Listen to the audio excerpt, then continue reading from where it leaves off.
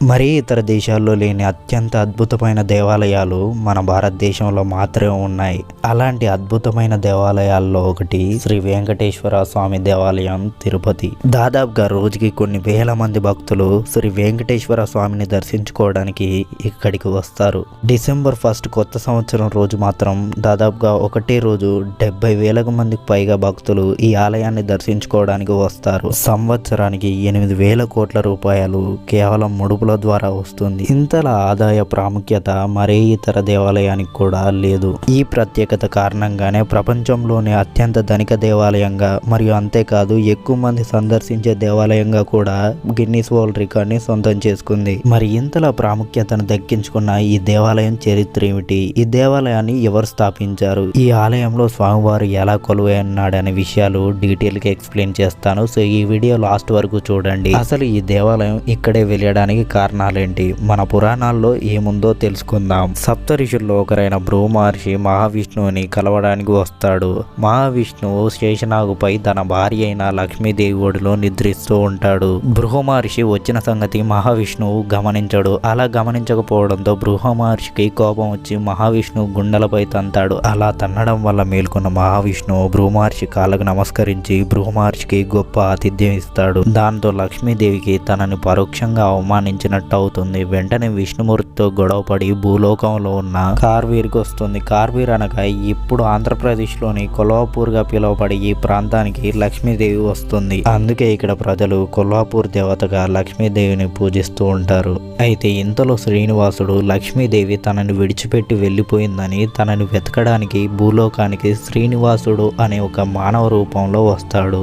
కానీ శ్రీనివాసుడు లక్ష్మీదేవిని ఎంత వెతికినా లక్ష్మీదేవి ఆచూకీ మాత్రం శ్రీనివాసుడికి దొరకదు. లక్ష్మీదేవిని వెతికి వెతికి అలసిపోయిన శ్రీనివాసుడికి తిరుమలలో ఒక ప్రదేశానికి వచ్చి ధ్యానం చేస్తూ ఉంటాడు.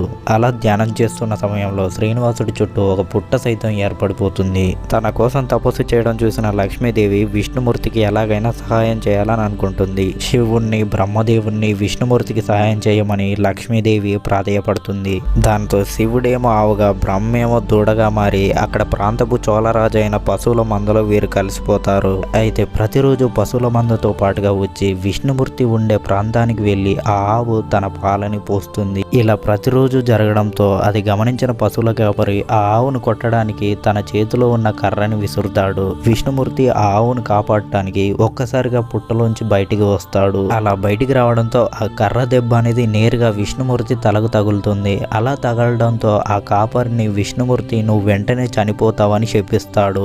దాంతో ఆ కాపరి చనిపోతాడు. ఆ కాపరి చనిపోయిన వార్త అక్కడ ప్రాంతపు చోళరాజుకు తెలుస్తుంది. చోళరాజుకి ఈ కాపరి మరణంపై అనుమానం వచ్చి అక్కడికి వచ్చి చూస్తాడు. అక్కడికి వచ్చి చూసిన రాజు ఆశ్చర్యపోతాడు. అదేంటంటే అక్కడ ఉన్న ఆవులన్నీ ఆ పుట్టలో పాలు ఇవ్వడం చూసిన రాజు ఆ ఆవుల్ని చంపేందుకు విల్లుని ఎక్కుపెట్టి బాణాన్ని వదులుతాడు. అది గమనించిన విష్ణుమూర్తి ఆ బాణాన్ని ఆ పశువుల మీదికి రాకుండా ఆపివేస్తాడు. ఇంకా నీవు వచ్చే జన్మలో రాక్షసుడిగా పుడతావని ఆ రాజుని శపిస్తాడు. దానికి ఆ రాజు నా పాపానికి మోక్షాన్ని ప్రసాదించండి అని వేడుకుంటాడు. దానికి కరిగిపోయిన విష్ణుమూర్తి ఆపై వచ్చే జన్మలో నీ కూతుర్ని వివాహం చేసుకుంటానని చెప్తాడు. అలా కొన్ని సంవత్సరాల తర్వాత ఆ రాజుకి పద్మావతి దేవి జన్మిస్తుంది. పద్మావతి దేవి ఆ రాజు వద్ద చదువుకొని చాలా అందమైన మహారాణిగా ఎదుగుతుంది. ఇంతలో శ్రీనివాసుడు ఒక ఆశ్రమానికి వెళ్ళినప్పుడు తన తలపై తగిలిన దెబ్బ వల్ల ఒక మచ్చ సైతం ఏర్పడుతుంది. ఆ మచ్చని నీల అనే ఒక యువరాణి గమనిస్తుంది.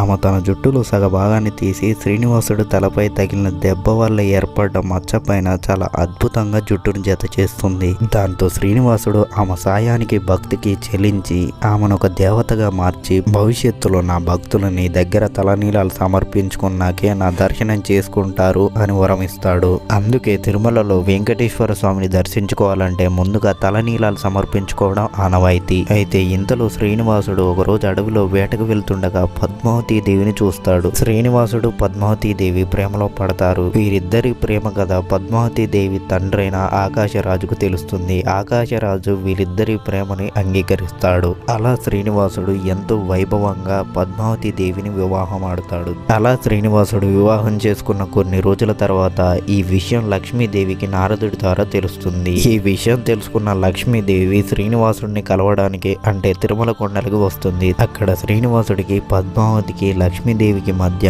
గొడవ జరగడం మొదలవుతుంది. ఇలా వీరి గొడవ కారణంగా శ్రీనివాసుడు రాయిలాగా మారిపోతాడు. అది గమనించిన లక్ష్మీదేవి ఇంకా పద్మావతి దేవి తమ భర్తతోటి ఎప్పటికైనా ఉండాలని వారిద్దరూ కూడా రాతి దేవతలుగా మారిపోతారు. అలా విష్ణువు తన భార్యలతో కలిసి తిరుమల కొండల్లో వెలిసాడని కొన్ని పురాణాలు తెలుపుతున్నాయి. అండ్ అంతేకాదు మరికొన్ని పురాణాల్లో కూడా మరొక విధంగా కూడా ఈ కథని తెలపడం జరిగింది. ఇక శ్రీనివాసుడు తన భార్యలతో కలిసి తిరుమల కొండల్లో వెలిసిన తర్వాత వైగానస అర్చకులు శ్రీ గోపీనాథ్ దీక్షికులు ప్రస్తుతం శ్రీ వెంకటేశ్వర స్వామి కొలువై ఉన్న ప్రదేశంలో మొట్టమొదటిగా అర్చన చేయడం జరిగింది అని మన పురాణాల్లో ప్రస్తావించారు. ఇక ఈ ప్రాంతంలో ఈ ఆలయాన్ని ఆకాశరాజు సోదరుడైన తొండమాన్ చక్రవర్తి నిర్మించాడని చెప్తారు. ఇక ఈ తిరుమల క్షేత్రం ఏర్పడి దాదాపుగా 1500 ఏళ్లు దాటిందని చరిత్రలో ఉంది. ఇక ఆ తర్వాత ఒక్కొక్క తరం రాజులు రకరకాల రాజ్యాల నుండి వచ్చి ఈ ఆలయాన్ని ఇంకా ఎక్కువగా ప్రస్తావించేలాగా చేశారు. అప్పటి నుండి ఇప్పటి వరకు ఎందరో రాజులు రాజకీయ నాయకులు ఈ ఆలయంలో స్వామివారికి బంగారు ఆభరణాలు విలువైన కానుకలు సమర్పించుకున్నారు. ఇక ఈ తిరుమల దేవాలయాల్లో ఉండే ప్రత్యేకతల గురించి మాట్లాడుకోవాలంటే స్వామివారి పూజకు ఉపయోగించే పూలు పాలు వెన్న మూలికలు వంటి పదార్థాలను తిరుమల సమీపానికి 22 కిలోమీటర్ల దూరంలో ఉండే ఒక చిన్న పల్లెటూరు నుండి వీటిని తీసుకువస్తారు. అక్కడ ఆడవారు ఎంత పవిత్రంగా ఉంటారంటే వారి ఒంటిపై బ్లౌజులు కూడా ధరించరు. ఇక శ్రీవారి విగ్రహం వెనక నుండి ఎప్పుడు సముద్రపు ఘోష వినిపిస్తుందని, విగ్రహం వెనకాల చెవి పెట్టి వింటే ఆ సముద్రపు ఘోష మీకు స్పష్టంగా వినిపిస్తుందని పూజారులు అర్చకులు చెప్తారు. ఇలా వినే అవకాశం కేవలం శ్రీవారికి సేవ చేసే అర్చకులకు తప్ప సాధారణ మానవులకు ఉండదు. ఇక గర్భగుడి నుండి శ్రీవారి ముందుండే మట్టి దీపాలు ఎప్పుడు కొండెక్కకుండా వెలుగుతూనే ఉంటాయి. ఇక విగ్రహం ఎప్పుడు కూడా తేమతోనే నిండి ఉంటుంది. ఎన్నిసార్లు తుడిచినా కూడా అదే తేమను కలిగి ఉంటుంది. ఇలా కలియుగ కాలంలో మానవాళిని రక్షించడానికి స్వయంభుగా ఆ వెంకటేశ్వర స్వామి వెలిశాడని భక్తుల నమ్మకం. ఇక ఈ ఆలయం అనేది తిరుపతి నుండి 22 కిలోమీటర్ల దూరంలో ఉండే తిరుమలలో ఉంది. ఇక ఇది ఈ ఆలయం యొక్క చరిత్ర. ఇక ఈ వీడియో కనుక మీకు నచ్చినట్టయితే సబ్స్క్రైబ్ చేయండి. ఎందుకంటే నాకు నెక్స్ట్ వీడియో చేయడానికి మోటివేషన్గా ఉంటుంది.